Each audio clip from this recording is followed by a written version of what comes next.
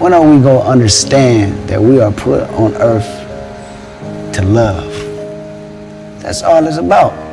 Everybody want to figure out how complicated life is and break it down. This is what I truly think. I really think that it's gonna keep going on, war gonna keep going on, frustration gonna keep going on, anger gonna keep going on, till we finally go back down to the simplest word, love.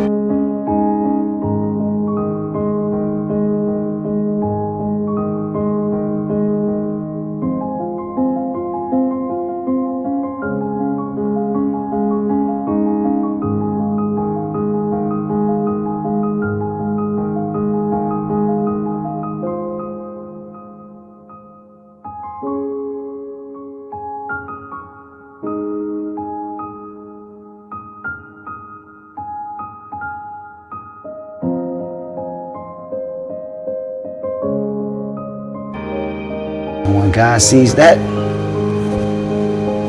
then we have the answer. People don't like to look themselves in the mirror. That's the hardest thing to do. You know, it's to critique yourself rather than point the finger. Everybody hates change. So to actually do that and say, I'm wrong in a lot of areas, I look at myself in the mirror and I'm saying I'm wrong in a lot of areas, that takes a lot of willpower. And start with self first. Before music, it's a lot of territories, just being a part of the gang culture and knowing how it reacts.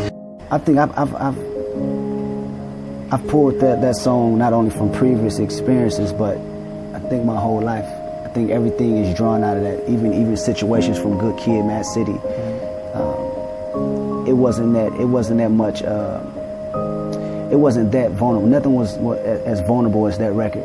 So it's even pulling from those experiences of coming up in Compton. It's pulling with the experience of going through change and accepting change. That's the hardest thing for man, accepting change. And when I was on that tour bus and things is happening back home in my city or in my family that I can't do nothing about, it's out of my control, I don't can put it in God's hands, I couldn't understand that. And that can draw a thin line, you know, between you having your sanity and you losing it. And this is how artists deteriorate if you don't catch yourself.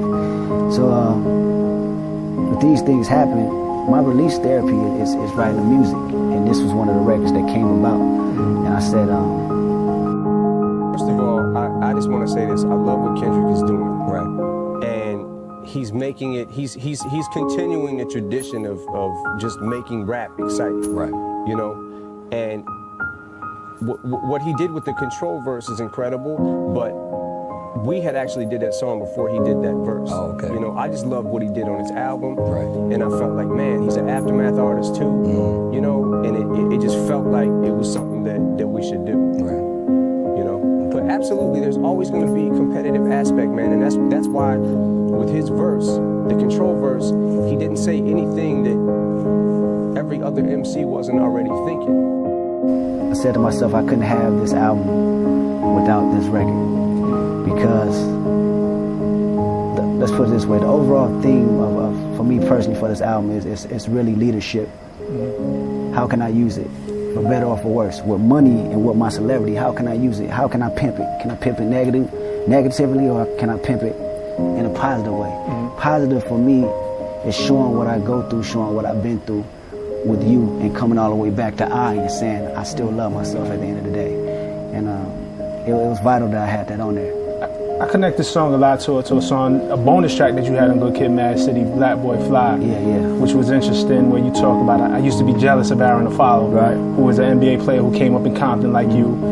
And to me, I see it like if y'all Compton caterpillars, that turned into butterflies, he turned into the butterfly, and then there was a jealousy and an envy that he got out to see the world and make it out. Exactly. You make it out, and then you rap, a friend never leaves Compton for profit. Yeah. Like, it's some serious survivor's guilt going on. It's definitely survivor's guilt. A lot of the album has that survivor's guilt from institutionalized. How can I use my influence with other cats coming into the city and me still being involved in the activities, you know, inside the streets? How can I influence that in a positive way? That's part of survivor's guilt.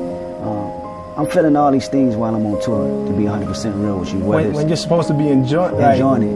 Whether you're Kanye tour. You know what happened is the timing. Look, you know, I had him come to the studio. I was just in the studio randomly, and I had a chance to meet, like, and talk to Q. Like, it was sessions that Dre was actually running, and they would come through and top and all, and I liked him. Like, man. He's rough around the edges, like little this is right off the street right here. And then I'm like, yo, I tell Ty, I said, yo, you can tell like who Q is, like like he might forget things when they rough around the edges, like they'll forget to get the haircut, like little things like. Tour prior to that, before that, when I went overseas, I gotta get off stage and almost face the madness and get these calls. You feel me? Like, it's real, man. 3 of my homeboys that summertime, was murdered. Close ones too, not just somebody that I hear about. These people I grew up with. So it all psychologically it messes your brain up because you live in this life. You know what I'm saying? But you still have to face realities of this. I got to get back off that tour bus and go to these funerals, and go talk to my moms and talk to their aunties, the kids that lost their lives. And your sister, you talked about your sister being pregnant and not being able to lead her maybe on a path that was more responsible. Even that, Kendrick, Q, and all of them, they like brothers. I know. Like, everybody family, so it's just like, to see one of them do it is so inspirational, because Kendrick and Q is like 2 of my favorite rappers in all reality. Yeah. That's not just me saying that to promote my bros, but like. But Kendrick, it feels like Kendrick like really made it. Like he went out and put like the groundwork in. Grew so much as an artist, and now his first album, people are calling it a classic. Lady Gaga is on him. Like, you feel me? Like, you feel me? From my sister to my little cousins and to other siblings around me that's coming up. How can I be a voice for all these people around the world and can't reach them like I want to, and they're the closest to me? That's a trip. That's truly a trip to me. And everybody go through trials and tribulations and make mistakes, but for me personally, somebody else's mistake, I tend to fault myself. You put a lot of pressure on yourself, man. Yeah. You put a lot of pressure on yourself. A lot. But, I don't know. I can't really have a true reason behind it, but I think this is just how I was raised and how I was born, Okay. That right after you comes All Right. Like, It almost seems, I almost feel guilty for going through something so deep as you. And then in the car the other day, and All Right came on right after, and then I'm just like, because it feel like it don't happen that quick. Or when was the realization for you that you gonna be all right, that we gonna be all right? That I'm gonna be all right. The more and more I got to travel. When I went to Africa and I got to see other people's problems, they struggle 10 times harder, and I was raised, crazier than what I was. Going out there really inspired. I wrote a lot of records off the album just by visiting South Africa and being able to move around like I did. And that was the moment I knew, okay, I can either pimp this situation or I can fall victim to it. You know what I mean? And that was a turning point. Okay. How much a dollar costs? Yeah. This is one of those tracks where, and I appreciate you for this as a hip hop fan. There's a couple tracks on there like this, but when you listen to it and you're like, wait, did that just happen? And then you rewind it. Yeah. It's a true story. So. Yeah, I'm in, where was that? Johannesburg. Okay. Johannesburg. It seems like nowadays people want to build Kendrick. Nobody yelled out Kendrick. You just heard that in your head. No, earlier. When you go to sleep, you just hear somebody be like, Kendrick Lamar! No, but here's what's funny about you and Kendrick Lamar. It's like people forget you had him on Take Care. You had him on Buried Alive. You talked about a meeting that you guys had where you kind of was schooling him on the game. And there's a great line about how he realized he's the same age as you, and it made him rude and impatient. So it's almost like it's very foreshadowing. He ended up making a great record, Good Kid, Mad City. Just the connection. Phenomenal album, by the way. Phenomenal album. Yeah, round of applause. And then I always flirted with the idea, just my imagination, rolling past people that we consider bums or homeless, and saying to myself, what if that was the moment? This is not a human form, but this is a mortal form of an angel. Testing your integrity to actually stop, not just give him money, but talk to him. You know what I'm saying? Right. And this was one particular situation where I came across this as evidence, again, being out there. I'm looking at this guy on the side, we stop, we getting gas or whatever, and I'm just ignoring him because from where I come from, he's just panhandlers. Yeah, you don't engage. I don't engage. I know what you're gonna do with the money. You're gonna smoke it off. You're gonna get some crack or whatever. Even if how much you tell me that you want to do this, when I know what you're gonna do, so I'm not gonna engage in it. But the moment I actually engaged with him, he said, "God bless you. This is your calling." And it blew my mind. Like, really tripped me out, making me think these are moments in my life deeper than just handing somebody $1.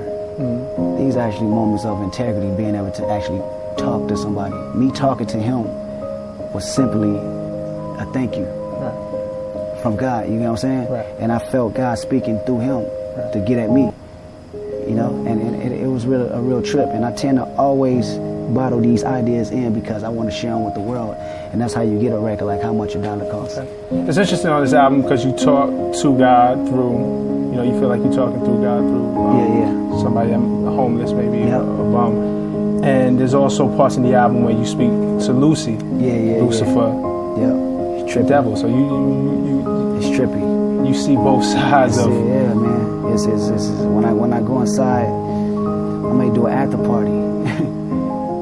I see it all around, man. I may do an after party, and this is how I'll be able to write these records, because it's not just the positive energy that speaks to me, it's the negative too, it's the evils too, and we all have temptations. Right.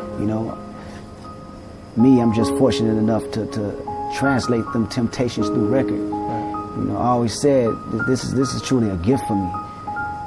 Putting these records out is a gift for me because I'm not only a voice for myself, but I'm a voice for people who can't express themselves like that. Right. And Lamar, hell of a run. You know what I'm saying? And it looked like the dude is just about to start running again. We see the Pimp a Butterfly. Man, isn't that album incredible? Yeah, man. He put together an amazing album, man. You know what it is also, Dre?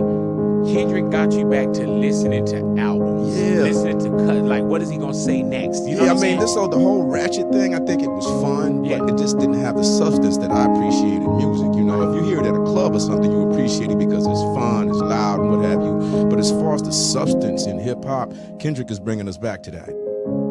Lucy is one of my favorite records because it's me actually coming to realization of the evils rather than acting like it's not going around.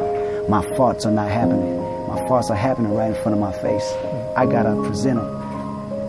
That reminded me, in a way, and not to compare it to anything, because I do think this is an original, maybe one of the most original works we've seen in a long time, but it reminded me a little bit of Snoop. Yeah. And Murder Was the Case. Where he had that conversation with the devil, with Lucifer, and that temptation was in his face. And of course, it seems like a metaphor for something, but so you see this temptation that in the after parties, be it alcohol, women, for sure, bad deals. Not all money is good money. Right, exactly. And we fall victim to it every day.